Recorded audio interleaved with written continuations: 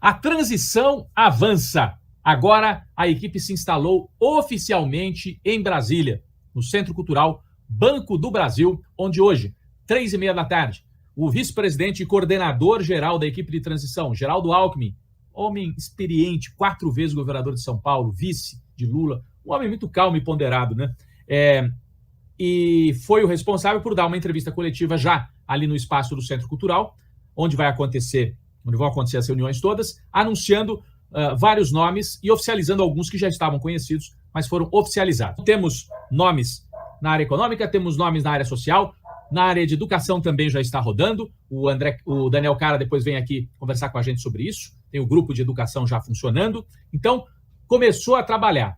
A equipe de transição começou a trabalhar e nos próximos dias vai desenhar políticas públicas e ferramentas jurídicas que o Lula vai ter que assinar logo nos primeiros dias, quando assumir, quando tomar posse.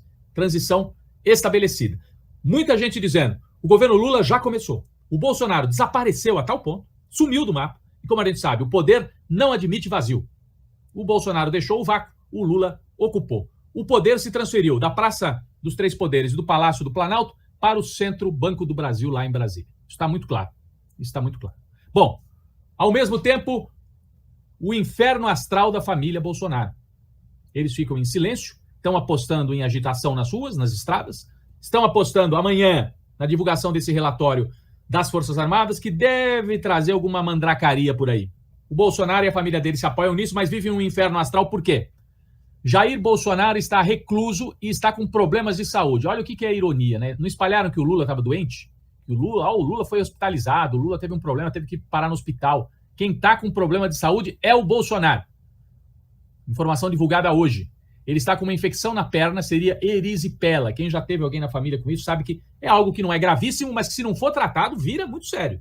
Pode gerar uma infecção generalizada. Ele está com uma infecção na perna, tem dificuldade até para se vestir, tem dificuldade para usar calça. Olha só. Esse é o Jair Bolsonaro. É uma doença que pode ter fundo emocional, viu, gente? A erisipela. Então, não é à toa. Isso quem divulgou foi o Igor Gadelha, no portal Metrópolis. Então, inferno astral do Bolsonaro. Está recluso, infecção na perna, dificuldade até de se vestir. Eu fico imaginando, não quero nem imaginar a cena, mas o Bolsonaro andando de cueca, samba canção, no Palácio da Alvorada, para lá e para cá. Cena dantesca. Cena dantesca. Cercado pelos assessores ali. Precisa de alguma coisa, presidente? Ele xingando, falando palavrão e comendo leite, tomando leite condensado. Então, o Bolsonaro com problema de saúde. Olha que estranho. Os patriotas Flávio e Eduardo vão dar entrada na cidadania italiana. Rapaz, mas eles não são os patriotas? Desistiram do patriotismo já? Estão com medo, né? Estão achando que a Itália, que é um governo neofascista, vai dar guarida para eles ali, ó. Flávio e Eduardo pedem cidadania italiana. O senador confirmou que a família quer. Minha família tem origem italiana, tem o direito, disse ele. Flávio e o Eduardo. Estão correndo atrás de se proteger, porque eles sabem o que eles aprontaram. E por último, uma notícia que saiu hoje, uma entrevista de um ex-bolsonarista, mais um, Julian Lemos, deputado federal pela Paraíba, que conviveu com a família Bolsonaro, transitou ali nos bastidores. Ele foi o coordenador da campanha do Bolsonaro no Nordeste em 2018, e ele disse 2 coisas: que o Carluxo não bate bem, que o Carluxo tem problemas sérios psíquicos, e 2, que o Jair Bolsonaro teria agredido fisicamente a Michelle em mais de uma oportunidade. Eu acho algo muito sério. Ele disse assim, esse Julian Lemos. Aliás, ele próprio tem acusações de agressão contra a mulher. Então a gente tem que ficar de barbas de molho aí. Mas ele falou como se fosse assim, tomar um café, sabe? O Bolsonaro, inclusive, deu uns tapas na Michelle. Como deu uns tapas na Michelle? Como se fosse assim, uma coisa corriqueira? Não. E foi numa entrevista para um podcast. Essa informação circulou bastante.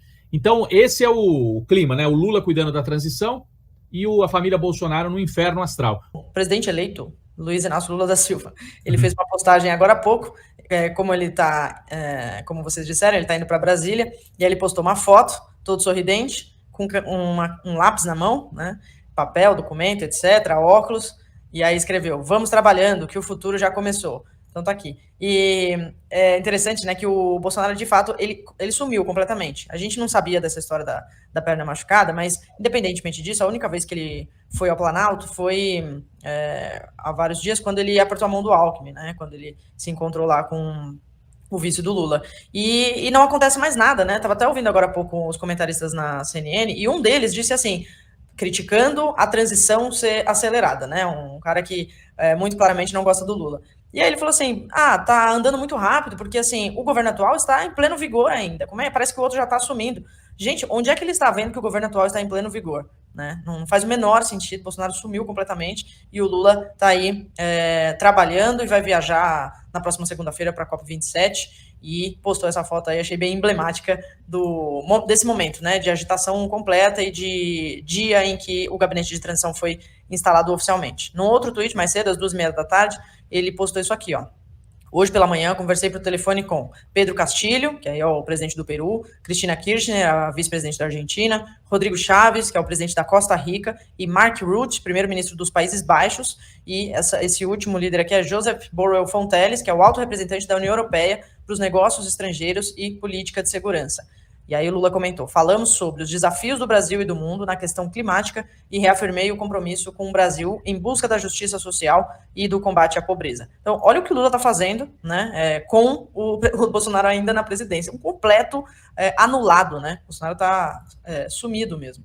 E o Lula com toda essa autoridade. Outro feito do Lula foi isso aqui, ó. Foi sem assumir a presidência, ele acabar sendo o responsável por essa decisão da Alemanha. A Alemanha confirmou hoje a liberação de recursos financeiros para o Fundo Amazônia ainda nesse ano. A Alemanha contribuía antes, né, deixou de contribuir e agora vai voltar a depositar recursos financeiros para o Fundo Amazônia. A Alemanha é o segundo país, né, que está voltando a contribuir. E tudo isso tem uma razão, que é Lula, né? Com Bolsonaro, os países deixaram de ser parceiros do Brasil porque a Amazônia estava sendo destruída, né? Então era uma espécie de protesto.